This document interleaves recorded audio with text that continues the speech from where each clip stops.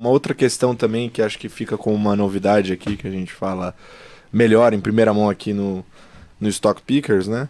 Até por motivos óbvios, né? O veículo ainda não está sendo distribuído, mas pintou um global ali no meio da Real Investor. Esse é um tema que a gente gosta muito de abordar, porque aqui no Brasil poucas gestoras brasileiras fazem isso bem, né? Olhando para fora, investindo diretamente lá fora. E tem as dúvidas também, né? Porque hoje em dia o brasileiro ele tem várias opções, né, para investir lá fora. Ele pode comprar um fundo brasileiro que investe lá fora, pode comprar um fundo gringo que tem veículo aqui no Brasil, pode investir diretamente, né, com as corretoras, enfim, além dos BDRs, né, listados aqui na B3, tem bastante opção, né?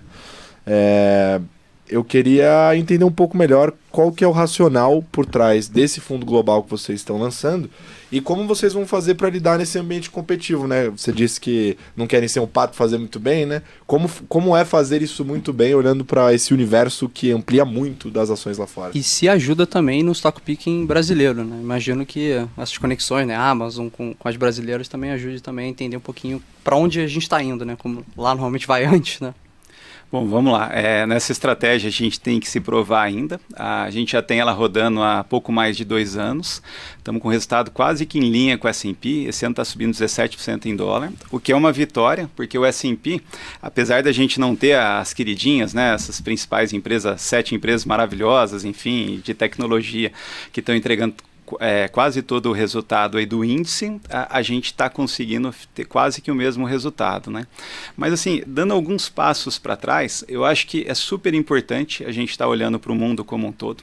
Cada vez tudo está muito mais globalizado, as tendências, as empresas, enfim. Então deixa a gente um investidor melhor. A gente não pode se fechar aqui no Brasil. O Brasil é, sei lá, 1% do mercado financeiro.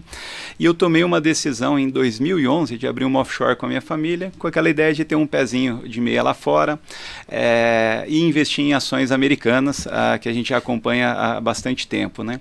E naquela época, me parecia, eu não tenho a experiência que eu tenho hoje, mas era um no-brainer, assim, ir para o mercado americano.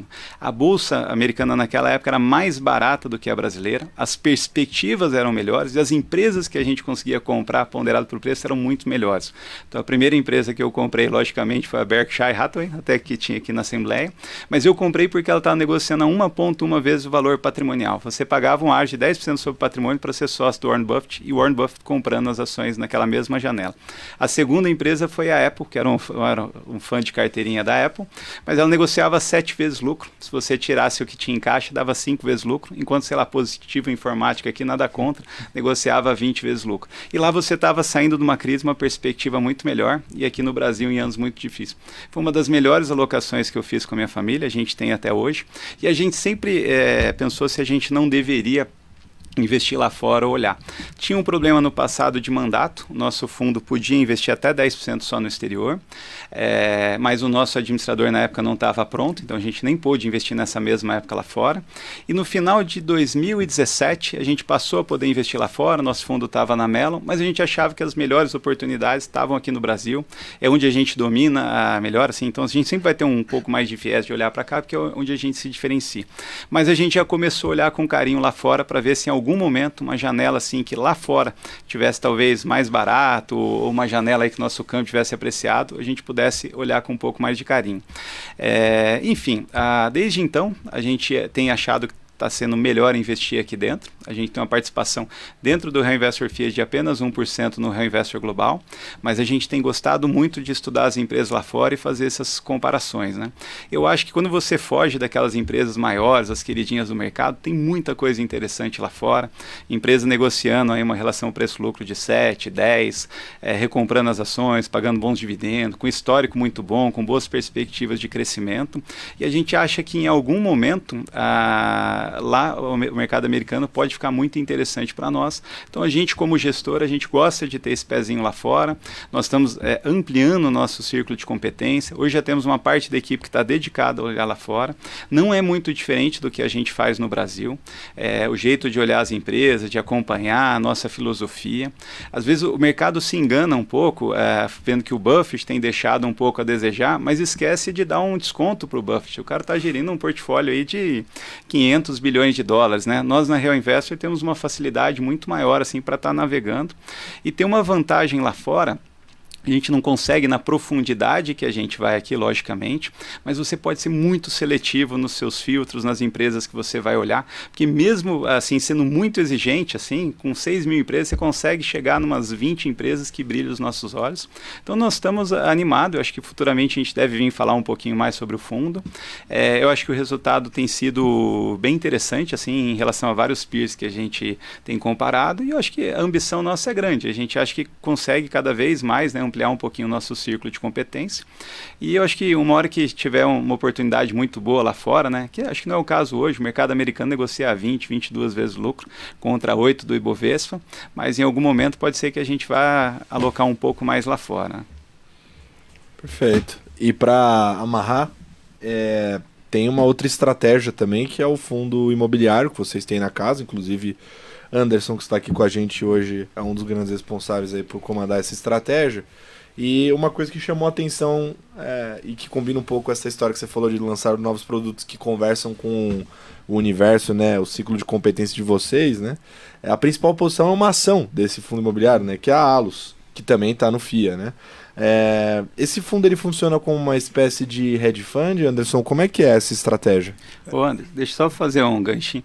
A gente dentro da carteira administrada, a gente faz carteiras administradas para algumas famílias em fundo imobiliário desde 2016 com muito sucesso, né? O Anderson que está aqui, acho que principalmente tanto em ações quanto em fundo imobiliário, acho que é um dos caras mais admirados, assim. Acho que ele investe em fundos imobiliários quando tinha uns 3 fundos imobiliários apenas, né? E a partir do momento que o Anderson veio para cá, logicamente a gente tem um time totalmente dedicado na parte imobiliária. A gente abriu 2 produtos, né? Um que é um fundo multimercado de fundos imobiliários, que em 2 anos e pouco tem dado mais do que o dobro do IFIX, tem sido o melhor fundo da classe, é uma classe que tem poucos representantes, mas tem indo muito bem. E mais recentemente, no final do ano passado, a gente finalmente conseguiu listar um fundo, né, o RINV11. Fizemos uma emissão ali de 30 milhões de reais, que basicamente só as pessoas próximas fizeram o investimento. E no mês passado, uma nova tranche de 60 milhões, hoje está com mais de 90 milhões de reais, com uma estratégia acho que bastante flexível e bastante interessante. Então, e o Anderson, né, acho que ele tem bastante, acho que potencial e tempo aí, acho que é bom para ele ter mais balanços para olhar, senão ele fica entediado. A gente tem um problema que no Brasil só tem 400 empresas, né? Se fosse os Estados Unidos eu não precisaria. Essa é uma classe de ativos que eu gosto bastante, invisto há muito tempo, desde 2002, quando só tinha 10 fundos negociados em bolsa, o Brasil tinha menos de 10 mil investidores, hoje tem mais de 1,5 milhão nessa classe de ativos. O RINV, que é o negociado em bolsa, RINV11, se quem quiser pode procurar aí no Home Broker, ele está disponível. Ele é um fundo que é um hedge fund, como falasse, ele une as competências da Real Investor, que são o mercado de equity mesmo, as ações de empresas do setor imobiliário, Perfeito. Ou empresas de propriedades, como a Allos, e também recebíveis imobiliários. Nós temos sócios dedicados a isso, por exemplo, o Leonardo e a Isabela, ajuda bastante também o Vitor nessa área, e daí eles cuidam da parte de crédito diretamente. O fundo imobiliário, o RINV, ele pode comprar ativos no mercado secundário, ativos diretamente que a gente mesmo estrutura ou de terceiros de recebíveis, ou imóveis mesmo, diretamente. Nesse momento não temos nenhum, porque está muito mais barato no mercado secundário, então não faz sentido comprar um ativo no mercado primário. E também na estratégia de recebíveis, a gente vê também um mercado bem menos eficiente em fundo imobiliário, o investidor muito atrelado à renda, sem entender o risco do que está comprando, o que ativo está comprando. Ele, quando sobe a inflação, ele vai tudo atrás de ativos atrelados ao IPCA. Então, essa precificação não é tão adequada como é no mercado em que os institucionais estão mais presentes. Isso nos traz uma vantagem competitiva, né, que a gente pode se aproveitar desses erros de precificação. E a gente também tem um mercado um pouco mais conflitado de fundo imobiliário, e que a gente acaba tendo uma vantagem de estar sempre olhando o interesse do investidor. Nosso foco sempre é olhar o interesse do investidor e trazer retorno maior para ele.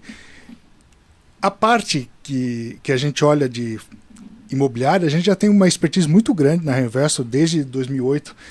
Na época o clube investiu na Exetec, 2017, por exemplo, na Direcional. Então, que foram empresas que algumas subiram 10 vezes o valor investido. Recentemente, o fundo também investiu em Plano, por exemplo, que a gente também investiu no fundo principal da casa, na Reinvestor. E posições que também entraram dentro do RINV e que deram um retorno de capital bem rápido e permitiu que a gente tivesse esse alfa de 12% num período tão curto.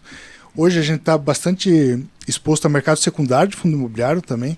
Nós temos recebíveis negociando os IPCA mais 13, com risco razoável. São carteiras precificadas em torno de IPCA mais 11 na curva, mas que a gente também compra com desconto de mais 10%, que daí, considerando o duration dos ativos, iria mais ou menos para IPCA mais 13% para o fundo. Isso é alguma das composições. Nós temos imóveis sendo com retorno de 11% ao ano na área imobiliária diretamente, na área de fundos que investem em tijolo. Enfim, a gente está bem confortável, a gente aproveita essas competências que a gente tem para montar um portfólio comparando as diversas classes de ativos, né? Quando tiver mais interessante colocar recebível diretamente, a gente vai focar nisso. Quando tiver mais interessante comprar ações, como é atualmente, a gente compra uma Alus a 14% de cap rate. Um fundo imobiliário de shopping está tendo um retorno em torno de 8% a 9% no mercado de fundos imobiliários. Então a gente tem um retorno adicional bem relevante, uma empresa que está indo muito bem, está com uma gestão muito eficiente. Anderson, pegando um gancho da Alus, né, acho que é bem legal para mostrar essa flexibilidade do mandato, né, de poder alocar, seja nas empresas do setor imobiliário ou nos fundos imobiliários. E a Alus acho que é um exemplo super simples, não sei se a gente vai falar mais na frente, mas hoje a própria empresa, apesar da alta, né, de 50% no ano, negocia um cap rate em torno de 14%, ela tem vendido participações minoritárias em shoppings, talvez que não são tão relevantes, ou até shoppings inteiros num cap rate em torno de 8%, para os fundos imobiliários e recomprar das próprias ações, né? Então é uma simetria muito interessante de você ter esse mandato. Em vez de comprar fundos imobiliários de shopping, a gente está comprando a Alus, que está num cap rate muito mais interessante, que está vendendo ativos talvez num bom preço para esses ativos. Então você tem um mandato bastante flexível, né? Acho que é bem interessante. E a filosofia é muito parecida, né? Acho que o value investing, né, seja aplicado às ações, aos fundos imobiliários, a racionalidade é exatamente a mesma. Os fundos imobiliários têm talvez seja um pouco mais simples, né, menos variáveis.